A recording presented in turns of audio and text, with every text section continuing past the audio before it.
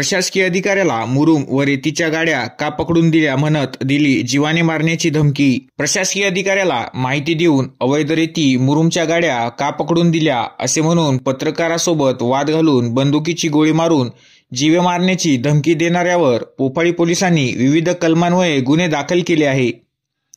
Police station पोफाळी अंतर्गत डोंगरगाव तालुका महागाव येथील social media पोर्टलचे Prashant Digambar Deshmukh राहणार डोंगरगाव हे 12 जानेवारी रोजी सायंकाळी 4:30 वाजता शेतात जात असताना सय्यद मोहसिन सय्यद रऊफ वय 26 वर्ष राहणार डोंगरगाव यांनी रस्त्यात अडवून सय्यद मुसब्बीर सय्यद जमील राहणार डोंगरगाव यांच्या अवैध रेती मुरुमच्या गाड्या का पकडून दिल्या असा वाद घातला।